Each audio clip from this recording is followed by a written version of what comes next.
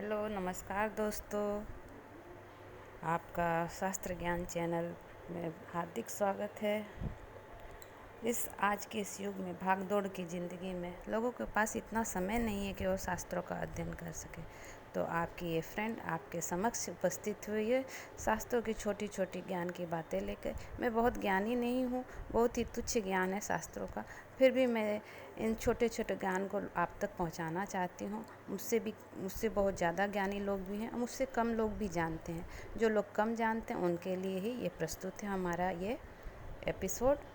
तो आगे हम ये एक सावन मास चल रहा है और सावन मास में शिव की पूजा होती है, तो हम इसमें शिव पुराण की भी चर्चा करेंगे, उनकी कहानियों का वर्णन भी करेंगे। दोस्तों, क्या आप जानते हैं कि हमारी पृथ्वी की आयु कितनी है? हमारी पृथ्वी की आयु जो है वो 4 अरब 32 करोड़ साल है।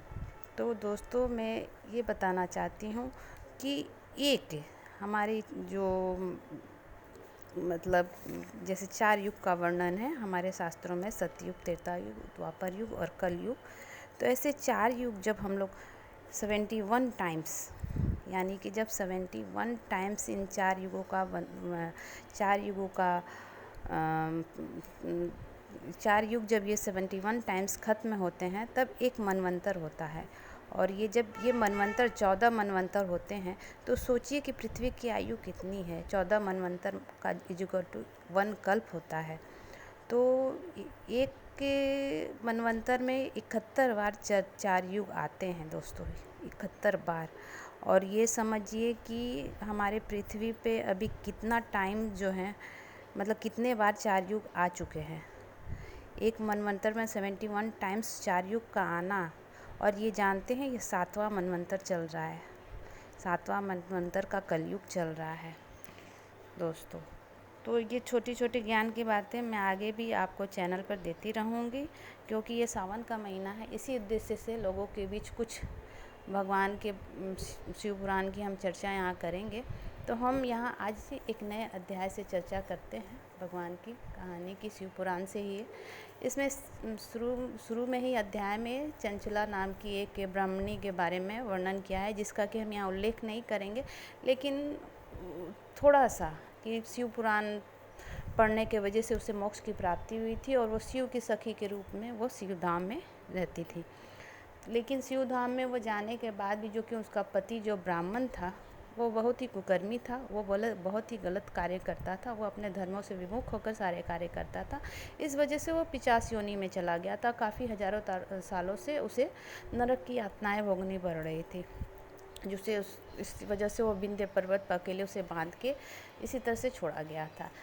एक दिन जब वो पार्वती के समक्ष उपस्थित थी चंचुला, तो उन्होंने पार्वती से कहा कि हे देवी, मेरे पति के बारे में आप बताइए, जो कि बिंदुक उसका नाम था, वो अभी कहाँ है? तो पार्वती ने बताया कि वो जो है वो नरक की यातनाएं भोग रहा है, क्योंकि उसने बहुत ही कुकर्म किए थे।